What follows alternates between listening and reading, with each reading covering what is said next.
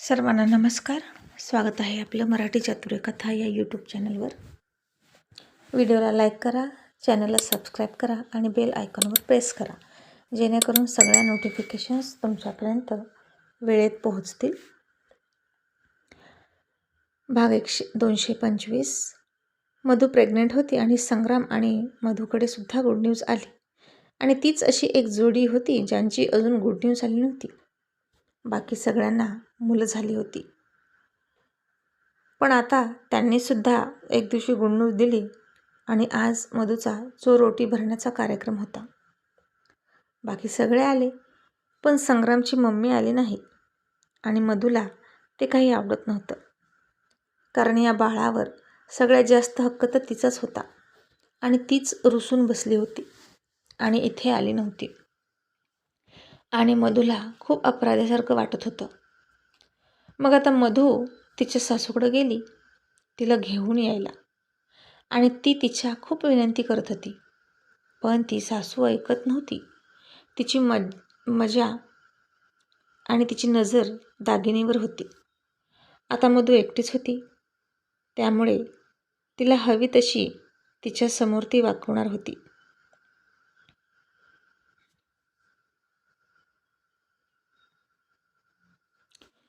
कारण मधू स्वतः होऊन तिच्याकडे आली होती, त्यामुळे ती मूर्ख बाई आता खूप भाव खाणार होती. आणि ती मधूला खूप खूप त्रास देणार होती. आणि इकडे सगळे मधूची वाट बघत होते. आज तिचीच चोरोटी भरायची होती आणि तीच गायब झाली होती. आणि अर्जुन मात्र खूप चिडला होता. त्याला अजिबात हे आवडलं नव्हतं की मधू अशा अवस्थेत त्या मूर्ख बाईच्या विनंत्या करण्यासाठी जावी. आणि तन्वी म्हणाली, अर्जुन शांत हो. अरे ती तिची सासू आहे आणि तिचं मन धरणी करण्यासाठी गेली तर मधूचं काय चुकलं? अर्जुन म्हणाला, मधूचं काहीच नाही चुकलं, पण ती चुकीच्या माणसाची मनधरणी करायला गेली आहे एवढं मात्र नक्की. तीही अशा अवस्थेत काय गरज होती जायची? ती निघताना तुम्ही मला का नाही सांगितलं? मी तिला जाऊ दिलं नसतं. ती बाई कशीही बोलते आणि अशा अवस्थेत मधू किती हर्ट होईल. इतक्यात नैना म्हणाली, बरोबर आहे अर्जुन सर तुमचं. आम्ही त्यांना विचारलं तुम्ही येता का, तर त्या म्हणाल्या मधूच्या पोटातल्या मुलाचा आणि त्यांचा काहीही संबंध नाही. आणि असं म्हणून आणखीन पुढे संग्रामची मम्मी जे अभद्र बोलली ते सांगणारच होती. इतक्यात जितेंद्रने तिला अडवलं आणि म्हणाला, सगळं सांगू नकोस, शांत राहा, जाऊ दे. आणि हे ऐकून नेहा आणखीनच नाराज झाली. तन्वी म्हणाली, नेहा तू का नाराज होतेस? हे बघ मला वाटतं मधू म्हणवेल त्यांना. नेहा म्हणाली, काय माहीत मॅडम, लग्नाला वर्ष होऊन गेलं मधूच्या, पण त्या एकदाही आमच्या कोणाशी बोलल्या नाहीत. आम्हीही त्यांच्याशी कॉन्टॅक्ट केला नाही आणि म्हणून त्या खूप जास्त नाराज असतील का हो? पिहू म्हणाली, मम्मी तू टेन्शन घेऊ नको, असतात एक एक माणसं. आणि आता एवढा वेळ मधूला प्रयत्न करू द्या, यानंतर आपण तिला पाठवायची नाही. आणि मी काय म्हणते, कोणीतरी मधूच्या मागे जाता का? तसं संग्राम आणि आर्यन म्हणाला, आम्ही जातो. असं म्हणून दोघेही निघाले. आणि इकडे मधू सासूच्या पाया पडली होती आणि मम्मी प्लीज प्लीज मला माफ करा आणि चला असं म्हणत होती. आणि ती लालचीबाई म्हणाली, मी तुझ्या चोरोटी भरण्याच्या कार्यक्रमात का यावं? तू मला सांग. तुझे अंकल आंटी ज्यांनी तुझं कन्यादान केलं त्यांनी माझा किती अपमान केला माहीत आहे का? आणि तरीही तुला असं वाटतं की ते ज्या फंक्शनमध्ये आहेत त्या फंक्शनमध्ये मी जावं? त्यांनी मला त्यांच्या मुलांच्या नेम सेरेमनीमध्ये सुद्धा बोलवलं होतं, पण मी गेली नाही. तेव्हा तर सगळेजण आले असतील, तुझ्या बहिणीचे सासू सासरेसुद्धा आले असतील. मग त्यावेळी तुला नाही का माझी आठवण आली गं? तेव्हा नाही तू माझी विनंती करायला आली, मग आत्ता का आलीस? आणि मधू म्हणाली, मम्मी जाऊ दे ना तो विषय, आता त्याला खूप दिवस झाले. हे बेबी आपल्या घरातले आहेत आणि याला तुमचेही आशीर्वाद मिळावे असं मला वाटतं. आणि संग्रामची मम्मी म्हणाली, खरंच तुला असं वाटतं का की या बेबीला माझे आशीर्वाद मिळावेत? आणि मधू म्हणाली, हो. आणि संग्रामची मम्मी म्हणाली, मग मी जे सांगेन ते तू करशील का? मधू अश्रू पुसून म्हणाली, तुम्ही फक्त सांगा, मी काय करू? मी सगळं करीन, पण तुम्ही चला. तुम्ही सगळे मला एकत्र हवे आहात. आता बास झाला तो अबोला आणि तिरस्कार. आणि संग्रामची मम्मी म्हणाली, ज्या अर्जुन तन्वीने माझा अपमान केला त्यांचा सुद्धा मी सर्वांसमोर अपमान करणार आहे. आणि तू काहीच बोलणार नाहीस. तू माझी बाजू घ्यायची. एकदा तरी मला त्यांचा खूप अपमान करायचा आहे आणि तो अपमान त्यांच्या जिव्हारी लागला पाहिजे. जसा माझा अपमान माझ्या जिव्हारी लागला आहे आणि म्हणून मला माझ्या अपमानाचा बदला घ्यायचा आहे. माझ्या घरात त्यांनी मला विना पाणी आणि लाईटचं ठेवलं. त्यानंतर मला तुरुंगामध्ये ठेवलं आणि हे मी आयुष्यात कधीच भोगलं नाही. असले दिवस भोगले आहेत जे मी कधीच विसरू शकत नाही. आणि हे ऐकलं तसं मधू म्हणाले, असं का बोलताय मम्मी? मी तुम्हाला गोष्टी विसरून जाण्याची विनंती करते आणि तुम्ही अंकल आंटीचा आणखीनच अपमान करण्याविषयी बोलताय का? मी अंकल आंटीचा अपमान नाही सहन करू शकत. मग संग्रामची मम्मी म्हणाली, याचा अर्थ तू माझा अपमान सहन करू शकतेस ना? मग कशाला आलीस इथे? फक्त गोड बोलायला आलीस का? मधू म्हणाली, नाही मम्मी, पण हे पहा, द्वेषाने द्वेष वाढत जातं, प्रेमाने प्रेम वाढतं. आणि संग्रामची उद्धट मम्मी म्हणाली, वाढू दे, मला कुठे त्यांच्या दारात रोज जाऊन बसायचं आहे. मी माझ्या घरात ठीक आहे. तुम्ही करा मोठ्या मोठ्या पार्ट्या आणि सेलिब्रेशन. चल निघितून, मी नाही येणार. मधू म्हणाली, असं का करता मम्मी? प्लीज माझं ऐका. हे सोडून तुम्ही दुसरी काही अट घाला, मी तयार आहे करायला. फक्त हे नाही करू शकत. मी दुसरं काहीही करेन. आणि संग्रामची मम्मी म्हणाली, तर तू तुझे दागिने उतरून मला दे. आहे का तुझ्यात हिंमत त्याग करण्याची? आणि आता तीच ते बोलणं ऐकलं आणि मधूला थोडा धक्काच बसला. किती प्रेमानं तन्वीने ते सगळे दागिने मधूला घातले होते हे तिला आठवत होतं. एक एक दागिने स्वतः सिलेक्ट करून घेऊन आली होती आणि आरशासमोर मधूला बसवून तिची तयारी करून देताना सगळे दागिने तन्वीने तिला घातले होते आणि स्वतःच्या हाताने घातले होते. आणि आता तेच दागिने उतरवताना तिला वाईट वाटत होतं. वाईट यासाठी वाटणार होतं की प्रेमाची भेट होती. आणि संग्रामची मम्मी म्हणाली, काय विचार करतेस? दे म्हणाले ना तुला. आणि नसल द्यायचं तर तसं सांग आणि निघितून. आणि एक गोष्ट लक्षात ठेव, माझ्या आशीर्वादाशिवाय तू आणि तुझा बेबी खुश नाही राहू शकत. असं बोलून ती मधूला खूप इमोशनल ब्लॅकमेल करायची. आणि मधू म्हणाली, थांबा मम्मी, अंकल आंटीच्या प्रतिष्ठा आणि सन्मानासमोर हे दागिने माझ्यासाठी जास्त नाहीत मोठे, मी देते. आणि हे ऐकले तसं संग्रामच्या मम्मीचे डोळे फिरले आणि हावरटा सारखी म्हणाली, मग चल पटकन दे. आणि हे बघ, कोणाला काहीही सांगू नकोस की मी हे दागिने तुला मागितले. तू तिकडं काहीही सांग, पण ते माझ्याकडे आहेत हे बोलू नकोस, नाही तर तुझे अंकल आंटी फार विचित्र आहेत, माझी बदनामी करतील. आणि तुझ्या बाळाला माझा आशीर्वाद हवा असेल तर मला दागिने दे. तुझ्या बाळापुढे आणि तन्वी अर्जुन पुढे हे दागिने काहीच नाहीत ना?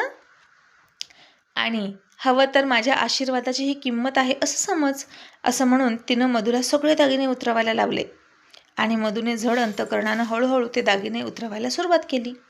पण आता मधूच्या सासूला इतकी घाई होती की मधूच्या केसात अडकलेला तो नेकलेस तिने स्वतः ओढूनच घेतला.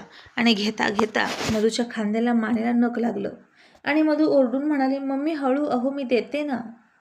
आणि ती सासू म्हणाली, काही नाही होत, सगळे दागिने काढ आणि गाडीत बस, मी येते. मी हे सगळं ठेवते आणि तुझ्यापर्यंत येते. आणि लक्षात आहे ना मी काय म्हणाले? कोणालाही सांगू नकोस की हे दागिने तू मला दिलेस, तेही माझ्या सांगण्यावरून. आणि मग मधूने फक्त अंगावर मंगळसूत्र ठेवलं. ते सगळे दागिने तिच्या ओट्यामध्ये टाकले आणि संग्रामच्या मम्मीने ते सगळे दागिने घेतले, तिच्या रूममध्ये गेली आणि सगळं ठेवलं. चावी हातात घेतली आणि त्या चावीकडे खूप म्हणजे खूप असुरी नजरेनं बघत होती. आणि आता हे सगळे दागिने माझे झाले आणि अरे वा, त्या नयनाला इतके दिवस गोड बोलून काहीच झालं नाही. कुठेतरी एखादी साडी मिळायची किंवा तिच्या किटी पार्टीमध्ये जेवायला मिळायचं, पण या मधूवर रुसून माझा खूप फायदा झालाय असं म्हणून चावी हातात झेलत झेलत ती हसत होती. तोपर्यंत इकडे आर्यन संग्राम मधूला परत घेण्यासाठी आले. तिचा फोन ट्राय करत होते पण तिचा फोन गाडीमध्ये राहिला होता. आणि आता मधूच्या अंगावर फक्त मंगळसूत्र होतं, एकही दागिना नव्हता.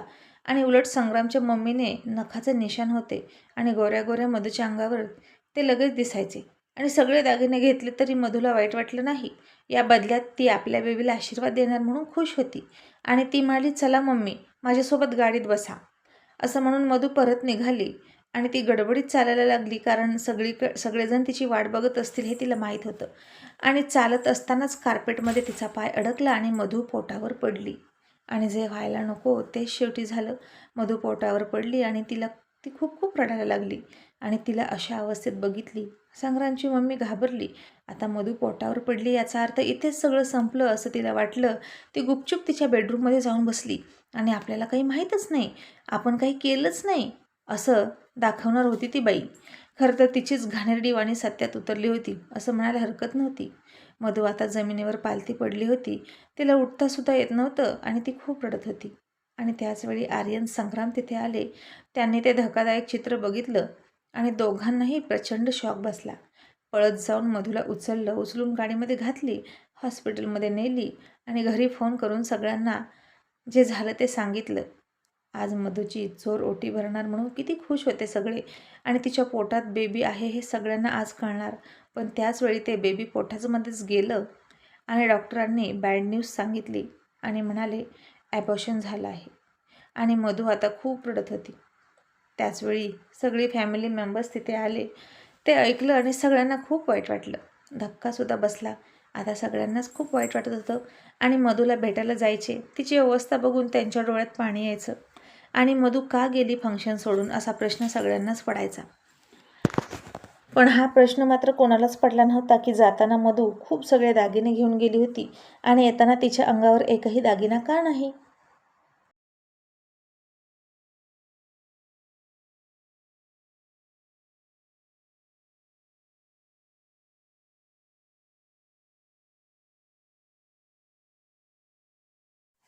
मग आता तन्वी, अर्जुन तिला भेटायला गेले. मधूला खूप रडायला आलं. अर्जुनचे डोळेसुद्धा पाण्याने भरले. त्यानं तिच्या डोक्यावर हात ठेवला आणि तिला म्हणाला, मधू बेटा, तू फंक्शन सोडून का गेलीस? तुझ्या आयुष्यातला आनंद येण्याआधीच संपून गेला. तू नव्हतं जायला हवं होतं. मधू तरी पण शांत बसली होती, काहीच बोलत नव्हती, नुसती रडत होती. आणि अर्जुनचं लक्ष तिच्या गळ्यावर, मानेवर गेलं आणि ओरबडल्याचे निशाण त्याला दिसले. तो तिथून बाहेर आला आणि डॉक्टरांना म्हणाला, डॉक्टर, तिच्या गळ्यावर कसले निशाण आहेत? डॉक्टर म्हणाले, ते नखाचे निशाण आहेत बहुतेक. आणि मिस्टर अर्जुन, अशा अवस्थेत कुठेही तिला एकटं का सोडलं तुम्ही? बघितलं, एक चूक किती महागात पडली. आणि अर्जुन म्हणाला, हो डॉक्टर, चुकलं आमचं. आणि डॉक्टर, ती इथे आली तेव्हा तिच्या अंगावर दागिने होते का? तुम्ही काढून ठेवले असतील ना तिच्यावर उपचार करताना? आणि डॉक्टर म्हणाले, नाही, त्यांच्या अंगावर दागिने नव्हते. त्या ज्या अवस्थेत इथं आल्या त्याच अवस्थेत आत्ता आहेत. आणि मग अर्जुन आता पुन्हा मधूकडे गेला आणि काहीतरी शंका घेऊन म्हणाला, मधू, तुझ्या अंगावर जे दागिने होते ते कुठे आहेत? मधू आता काहीच बोलत नव्हती. तिला फक्त तिच्या सासूचे शब्द आठवायचे, तुझ्या पोटातलं मूल मेलं काय आणि जगलं काय, माझं त्याच्याशी काहीही संबंध नाही, ते माझं कुणीच लागत नाही, इतकंच आठवायचं. आणि त्या बाईची वाणी खरी ठरली म्हणून ती घाबरत होती.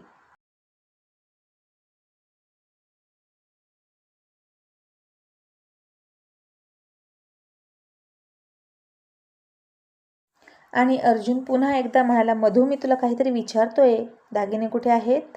आणि मधू म्हणाली, मला माहीत नाही अंकल, पोटावर पडल्यानंतर मी बेशुद्ध पडले, असं तिनं थाप मारली. पण आता हे नखाचे निशाण कुणाचे आहेत हे कळण्या इतका अर्जुन कच्चा नव्हता. आणि त्यानं आता फार फार चिडून जयला फोन केला आणि म्हणाला, जय, असं म्हणून एक नाव सांगितलं आणि म्हणाला, तिला उचल आणि जिवंतपणे नरक यातना भोगणं म्हणजे काय असतं हे दाखवून दे. आणि हो, स्पेशली हाताची नखं उपटून काढ आणि इतकी भयानक शिक्षा दे की तिला जगणंसुद्धा मुश्किल झालं पाहिजे. असं म्हणून अर्जुननं फोन ठेवला आणि रागामध्ये मुठी आवळल्या. आणि इकडे मधूच्या अवस्थेत विषयी काही देणं घेणं नसलेली तिची सासू बेडरूममध्ये बसून ते दागिने स्वतःच्या अंगावर घालत होती आणि पुन्हा कुठेतरी दूर लपवून ठेवले तिने ते दागिने, कुणाला सापडू नयेत म्हणून. पण तिला माहीत नव्हतं की आता भविष्यात तिच्यासोबत काय घडणार आहे.